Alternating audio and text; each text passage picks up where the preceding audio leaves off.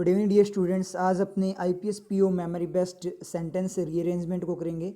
जो आपका अभी आईपीएस पीओ का जो एग्ज़ाम हुआ था उसके अंदर जो सेंटेंस रीअरेंजमेंट आया था तो वो वाला उसका क्वेश्चन पेपर मैंने यहाँ पे रखा है। तो वही मेथड रहेगा अपना। सबसे पहले क्या होगा, क्वेश्चन आपके सामने अपीयर होगा, फिर आपको 1 मिनट का टाइम दिया जाएगा सोल्व करने के लिए। उसके बाद में मैं उसका सॉल्यूशन करवाऊँगा। तो स्टार्ट करते हैं क्लास को। सबसे पहले इसकी डायरेक्शंस को पढ़ लेते हैं एक बार। तो स्टार्ट करते हैं। In the given question, a statement has been divided into 5 segments। मतलब क्या है, क्वेश्चन के अंदर क्या है, एक स्टेटमेंट दिया गया है जो कि क्या 5 सेगमेंट में क्या किया गया है, पार्ट्स में डिवाइड किया गया है। Each of which is denoted by A B C D and E. जो कि क्या पार्ट्स आपके क्या A B C D E name दिया गया उन पार्ट्स को। ठीक है। Rearrange all the segments to form a coherent statement. आपको क्या करना है, जो सारे के सारे जो सेगमेंट्स हैं उनको क्या करना है, कोहेरेंट यानी एक उचित स्टेटमेंट बनाने के लिए उनको क्या करना है, आपस में रीअरेंज करना है। आप क्वेश्चन पेपर को स्टार्ट करते हैं। तो जैसे क्वेश्चन आपका अपीयर होगा आपकी टाइमिंग स्टार्ट हो जाएगी, तो आप सोल्व करना स्टार्ट कर देना। तो आपको 1 मिनट का टाइम दिया जाएगा। तो क्वेश्चन पेपर को यहाँ पे फर्स्ट क्वेश्चन को स्टार्ट करते हैं। Your time starts now.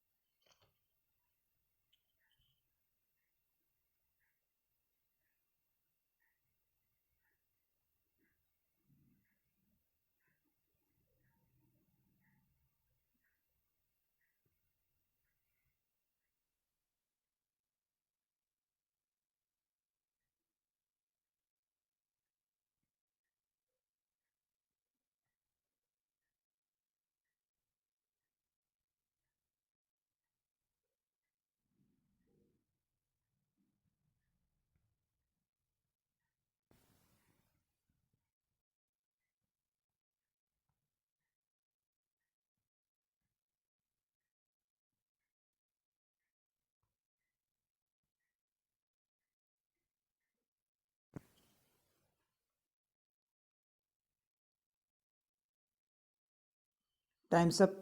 अब स्टार्ट करते हैं इसको सोल्व करना। यहाँ पे आपको दिख रहा होगा कि ए बी सी डी और ई ये 5 सेगमेंट्स दिए गए एक सेंटेंस को, मतलब 5 सेगमेंट्स में तोड़ दिया गया है।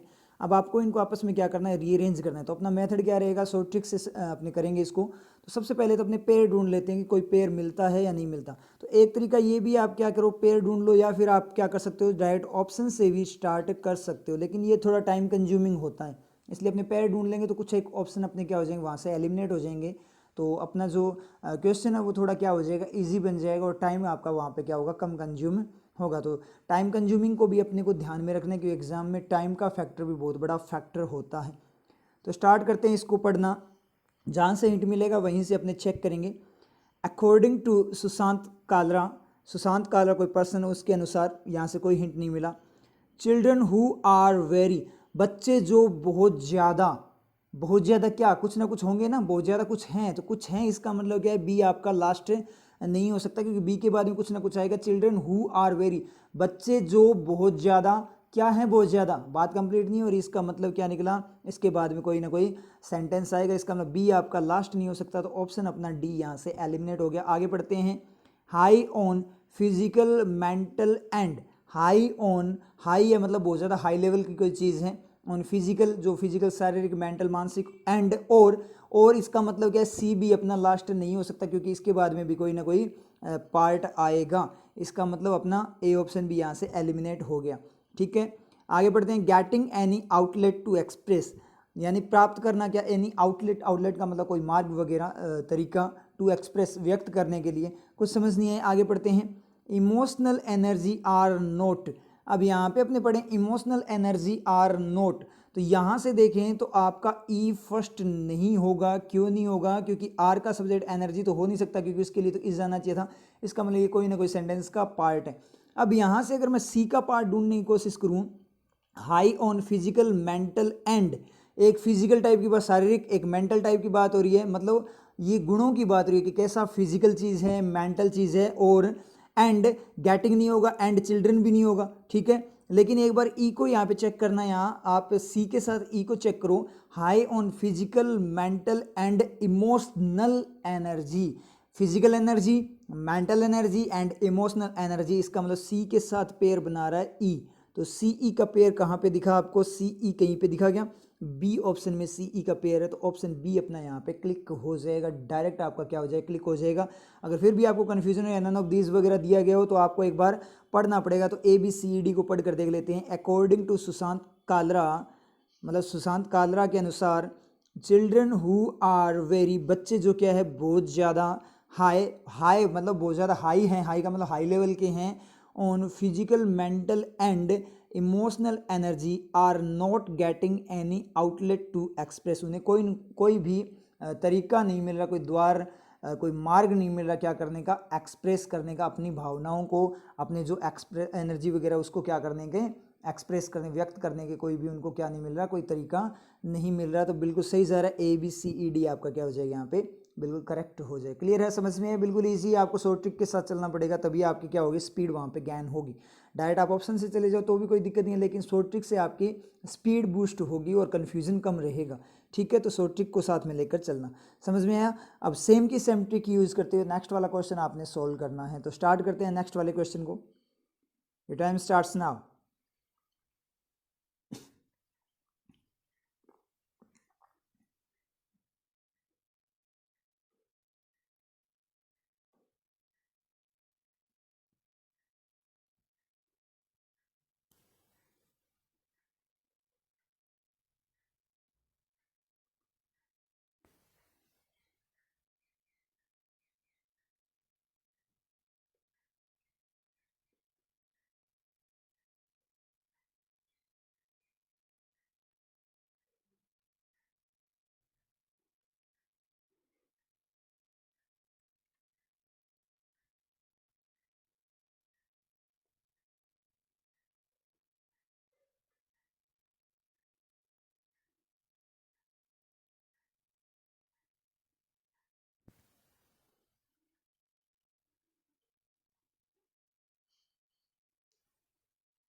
Times up. स्टार्ट करते हैं इसको सोल्व करना। वो सेम का सेम मेथड पेड़ ढूंढने की कोशिश करते हैं, अपने हिंट लेंगे, कहीं से कोई हिंट मिले, सभी को पढ़ते हैं एक बार। अपीजमेंट पॉलिसी बाय, कोई अपीजमेंट पॉलिसी, अपीजमेंट का मतलब संतुष्ट करना, ठीक है, ऐसी कोई पॉलिसी नीति है बाय किसी के द्वारा, तो बाय किसी के द्वारा होगा, इसका मतलब ए अपना लास्ट नहीं हो सकता। By policy, by policy, by किसी के द्वारा कोई पॉलिसी होगी ना, इसका मतलब वो पर्सन तो बताना चाहिए ना कि इसके द्वारा, कोई ऑर्गेनाइजेशन वगैरह जिसके द्वारा ये पॉलिसी है, तो इसका मतलब क्या निकला, ए अपना लास्ट नहीं होगा। कितने ऑप्शन में ए लास्ट पे है, तो अपना ए ऑप्शन यहाँ से क्या हो जाएगा, डिसलेक्ट हो जाएगा, एलिमिनेट हो जाएगा। आगे बात करें, प्रोवाइडिंग जमात मेंबर्स, अब वहाँ पे अपने अपीजमेंट पॉलिसी बाय अपने चेक करेंगे, वो पता नहीं बाय प्रोवाइडिंग जमात मेंबर्स, हाँ हो सकता है, कोई दिक्कत नहीं है, लेकिन यहाँ से इतना हिंट नहीं मिल रहा, चलो कोई ना, देखते हैं। प्रोवाइडिंग जमात मेंबर्स, जमात मेंबर्स को कुछ ना कुछ क्या किया जा रहा है, प्रोवाइड किया जा रहा है। प्रोवाइडिंग जमात मेंबर्स, प्रोवाइड किया जा रहा है, कोई ना कोई चीज़ प्रोवाइड की जा रही होगी, यहाँ से हिंट नहीं मिला। Free treatment for covid, free treatment है किसके लिए, कोविड-19 का, यहाँ से भी नहीं मिला। गवर्नमेंट ऑफ परस्यूइंग, गवर्नमेंट क्या कर रही है, गवर्नमेंट है ऑफ किसी चीज़ का, परस्यूइंग का मतलब कोई चीज़ पाने की कोशिश करना, तो यहाँ से भी इतना हिंट नहीं मिल रहा। चलो चेक करेंगे, ये चीज़ें अपने काम आएगी। She had accused the, she had accused the, उसने किसी को एक्यूज किया, एक्यूज का मतलब आरोप लगा चुकी थी। सी हैड एक्यूज्ड द आया, इसका मतलब कोई चीज़ आएगी जिसको एक्यूज किया है, तो द मतलब नाउन आएगा। द अपीजमेंट पॉलिसी ठीक है, हो सकता है द के बाद में द प्रोवाइडिंग नहीं होगा, ठीक है। द फ्री ट्रीटमेंट भी हो सकता है, द गवर्नमेंट भी हो सकता है। अब ये तीनों के तीनों हो सकते हैं, द के बाद में ये तीनों के तीनों नाउन हो सकते हैं, लेकिन एक बार चेक करो उसने बोला क्या है, सी हैड एक्यूज्ड, उसने आरोप लगाया, तो पॉलिसी पे आरोप लगाया जा सकता है क्या, नहीं लगाया जा सकता। फ्री ट्रीटमेंट पे आरोप लगाया जा सकता है क्या, नहीं लगाया जा सकता। गवर्नमेंट पे आरोप लगाया जा सकता है, हाँ गवर्नमेंट पे लगाया जा सकता है। इसका मतलब क्या निकला, ई के बाद में क्या रहेगा, डी रहेगा। ईडी कौन से ऑप्शन में है, ईडी आपका बी ऑप्शन में नहीं है, सी ऑप्शन में भी नहीं है, डी ऑप्शन में ईडी है, और ई ऑप्शन को और चेक करते हैं, यहाँ भी नहीं है, तो ईडी यहाँ पे है, तो एक ही ऑप्शन बचा अपना, डी ऑप्शन यहाँ से क्या हो गया, क्लिक हो गया। अगर नन ऑफ दिस दिया गया हो तो एक बार पढ़ कर देख लेते हैं, और अगर फीलिंग नहीं आ रही तो भी एक बार पढ़ कर देख लेते हैं ईडी एबीसी को। She had accused the government, उसने गवर्नमेंट को एक्यूज किया ऑफ परस्यूइंग, क्या करने का, कोशिश करने का, अपीजमेंट पॉलिसी, प्राप्त करने का, किसको, अपीजमेंट पॉलिसी की प्राप्त करना, अपीजमेंट पॉलिसी को यूज करना, बाय क्या, किसके द्वारा, by providing Jamaat members free treatment for कोविड-19, क्या करते हुए, किसके द्वारा, जमात मेंबर्स को कोविड-19 के लिए फ्री ट्रीटमेंट प्रोवाइड करने के द्वारा अपीजमेंट पॉलिसी की जो परस्यूइंग है उसको प्राप्त करने की कोशिश किया जा रहा है, मतलब उस पॉलिसी को यूज़ किया जा रहा है, उस बात का क्या किया गवर्नमेंट को उसने आरोप लगाया, इस बात का उस पर आरोप लगाया। बिल्कुल सही है, तो ऑप्शन अपना डी यहाँ से क्लिक हो जाए। क्लियर हुआ आप लोगों को? बिल्कुल ईजी है, बिल्कुल भी टाइम कंज्यूम नहीं हुआ, मैक्सिमम ज़्यादा से ज़्यादा आपके 20 सेकेंड कंज्यूम होंगे, हो सकता है ये 10 सेकंड में भी हो जाएगा, कोई दिक्कत वाली बात नहीं है। मैक्सिमम आपके 20 सेकंड यहाँ पे कंज्यूम होंगे, बिल्कुल इजी है। तो 1 मिनट में कितने क्वेश्चन कर लोगे आप? 5 क्वेश्चन इजीली कर लोगे। 1 मिनट में आपका कंप्लीट ये पैटर्न हो सकता है एग्जाम के अंदर, अगर आप शॉर्ट ट्रिक को साथ में लेकर चलते हो। और ये बहुत ज़्यादा इंपॉर्टेंट है, एग्जाम में पूछा भी जा रहा है, हर बार पूछा जाता है और इस बार भी पूछा गया है। क्लियर आप लोगों के समझ में है? अब चलते हैं नेक्स्ट क्वेश्चन पे। क्वेश्चन स्टार्ट होते ही आपका टाइम स्टार्ट हो जाएगा, तो स्टार्ट करते हैं क्वेश्चन को। Your time starts now.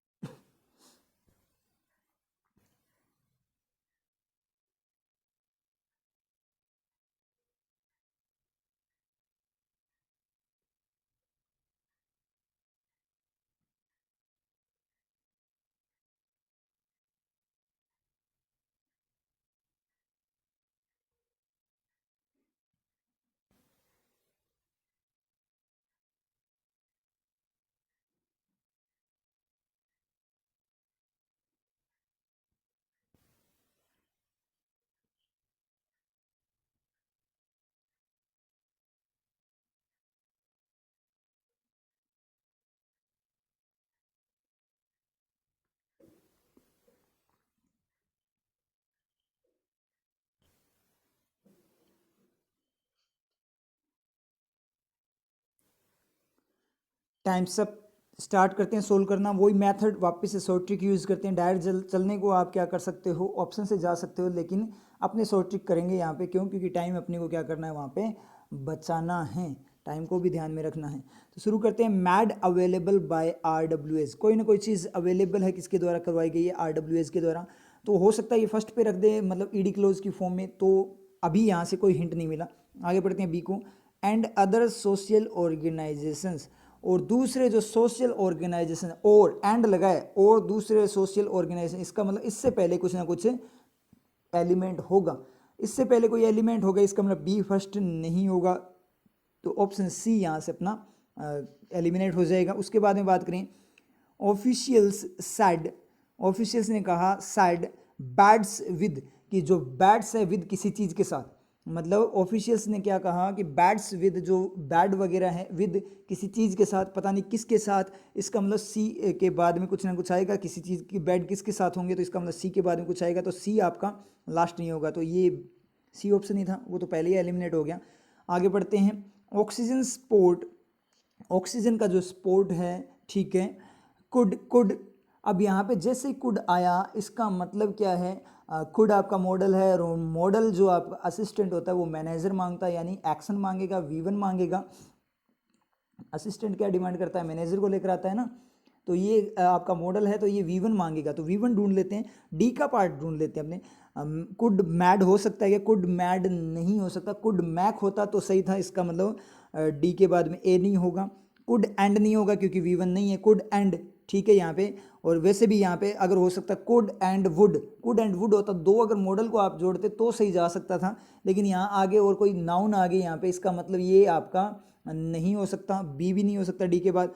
Could officials B के बाद नहीं हो सकता, V1 मांगेगा। कुड बी हो सकता है, इसका मतलब कुड बी ही होगा क्योंकि एक ही बचा है, तो डी के बाद में आपका क्या रहेगा? ई रहेगा। जल्दी से चलो, ऑप्शन जिसमें डी ई हो। फर्स्ट ऑप्शन में डी ई है, सेकंड में नहीं है। डी ऑप्शन में, अगर डी ऑप्शन में बात करें, यहाँ पे डी ई नहीं है, ई डी है, डी ई नहीं है, और यहाँ भी डी ई नहीं है, तो एक ही ऑप्शन बचा अपना टिक हो गया। यहाँ पे कंप्लीट सेंटेंस पढ़ने की आपको ज़रूरत ही नहीं है, ऑप्शन अपना यहाँ पे क्लिक हो गया। समझ में है? पढ़ना है तो पढ़ कर दे। CDEAB को पढ़ना है, CDAEAB, CDEAB को पढ़ना है। ऑफिशियल्स, जो ऑफिशियल ऑफिस में काम करने वाले, सैड, उन्होंने कहा beds with oxygen support, oxygen support के साथ जो बैड्स हैं, कुड बी इंस्टॉल्ड, उनको लगाया जा सकता है। इट्स स्पेसिस, जगहों पे, कौन सी जगहों पे? जो कि क्या है? Mad available by RWS and other social organisations, जो इन ऑर्गेनाइजेशंस के द्वारा अवेलेबल करवाई जाती है, उन जगहों पे लगाया जा सकता है। तो बिल्कुल सही है, अपना ए ऑप्शन आपका यहाँ पे क्लिक हो जाए। क्लियर हुआ? अब चलते हैं नेक्स्ट क्वेश्चन पे। क्वेश्चन स्टार्ट होती है आपका टाइम स्टार्ट। ठीक है, तो स्टार्ट करते हैं क्वेश्चन को। ये टाइम स्टार्ट्स नाउ।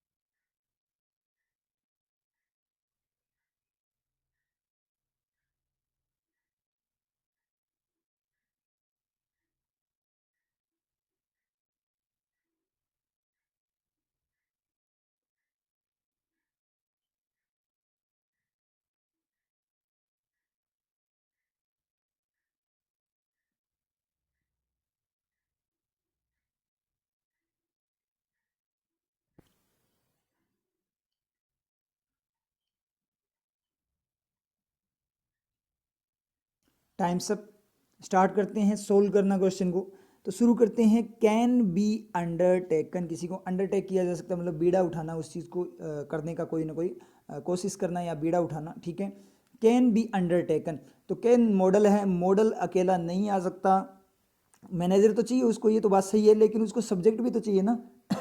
मॉडल को उससे पहले एक सब्जेक्ट भी तो चाहिए। तो कैन से आपका स्टार्ट हो ही नहीं सकता, क्योंकि मॉडल डाइट कैसे स्टार्ट करेगा, वो सर्वाइव कैसे करेगा, उसको सब्जेक्ट भी चाहिए। इसका मतलब ए से आपका स्टार्ट नहीं हो सकता।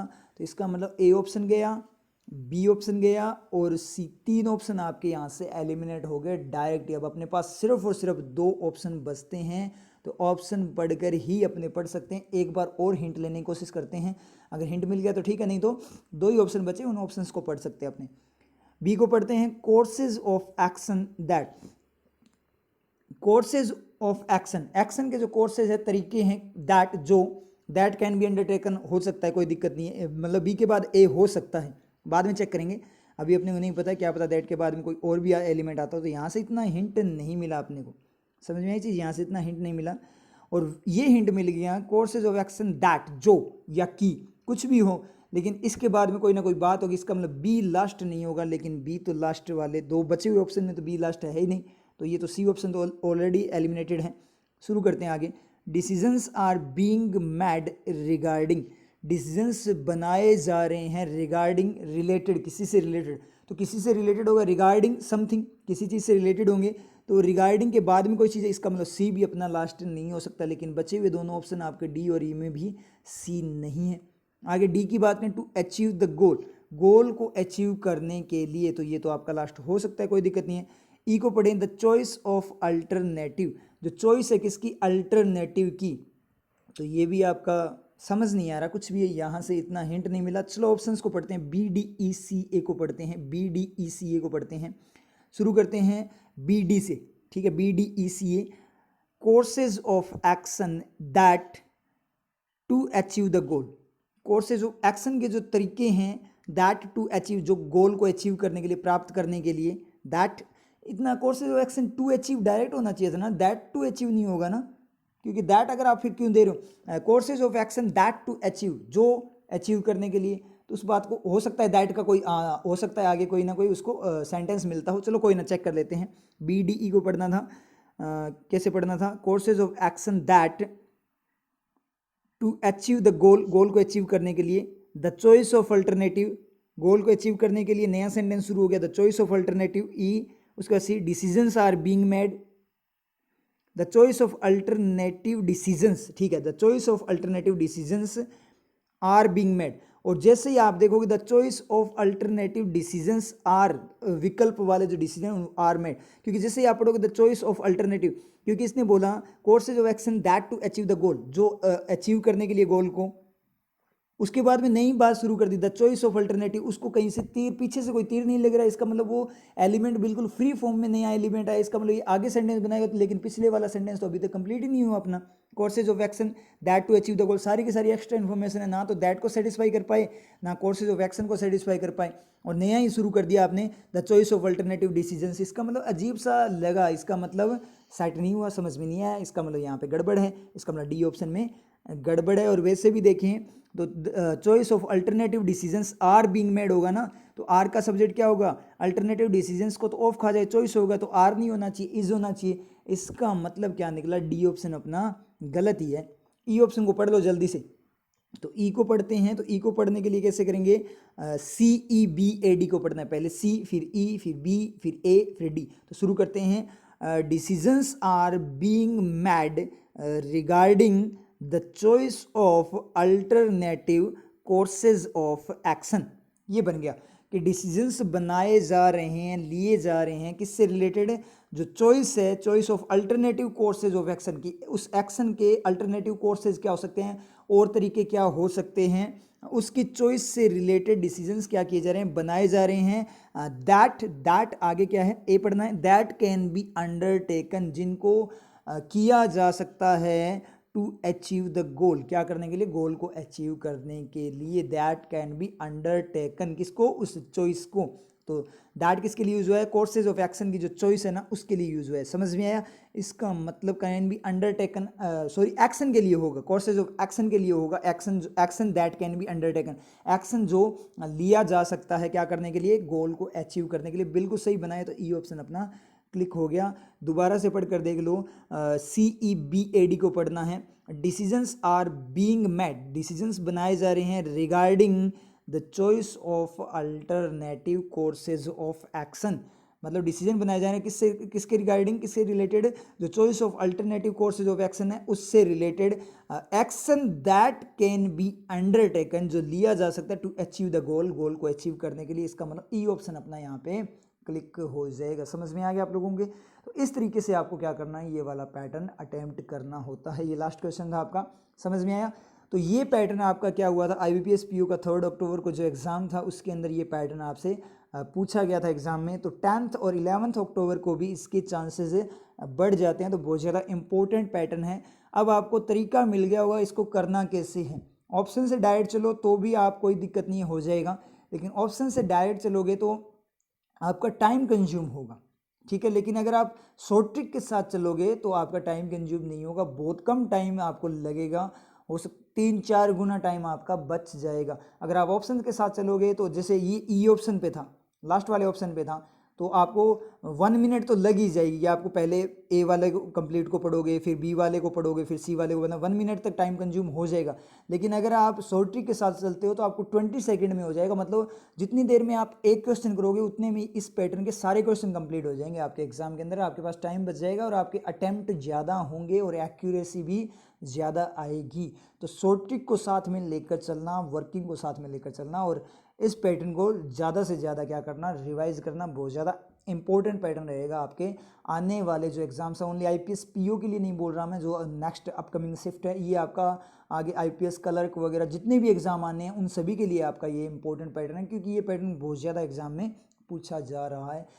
प्री में भी पूछा जा रहा है और मेंस में भी पूछा जा रहा है। मेंस में थोड़ी लैंग्वेज थोड़ी लेवल की बना देते हैं, तो प्री और मेंस बोथ जो आपके एस्पेक्ट्स दोनों तरीके से अपनी बात करें तो बोथ डायरेक्शन में अपने प्री और मेंस ओरिएंटेड ये आपका पैटर्न रहेगा, दोनों के लिए ये आपका इंपॉर्टेंट रहेगा। तो इस पैटर्न को क्या कर देना, आप रिवाइज करते रहो। मैंने पहले भी ये बहुत ज़्यादा करवा रखे हैं ऐसे पैटर्न आप लोगों को, तो ज़्यादा से ज़्यादा उन पैटर्न्स को आप रिवाइज किया करो। पैटर्न हैंडलिंग में आपको ये पैटर्न मिल जाएगा, ठीक है। ठीक है, फिर मिलते हैं नेक्स्ट क्लास में। जब एक चीता अपने शिकार को पकड़ने के लिए उसके पीछे भागने का निर्णय लेता है, तो वो ये नहीं सोचता कि वन के अन्य जीव उसके विषय में क्या सोचते हैं, कि क्या वो सबसे तीव्र गति से भागने वाला पशु है अथवा नहीं। उस क्षण तो वो अपनी पूरी शक्ति और सामर्थ्य के साथ केवल अपने लक्ष्य अर्थात अपने शिकार की ओर भागता है और उसे दबोच लेता है। अपने इसी गुण के कारण ही तो चीता वन का सबसे भयानक शिकारी माना जाता है। हमें भी अपने जीवन में चीते का यही गुण अपनाना चाहिए। भले ही हम अपने मन में अपना लक्ष्य साधते रहे, परंतु अपनी पूरी शक्ति, सामर्थ्य और आत्मविश्वास के साथ अपने लक्ष्य की ओर अग्रसर रहना चाहिए।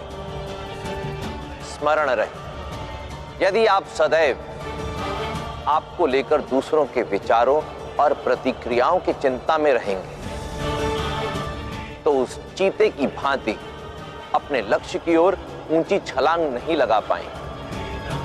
नीतियां मेरी, नियति आपकी।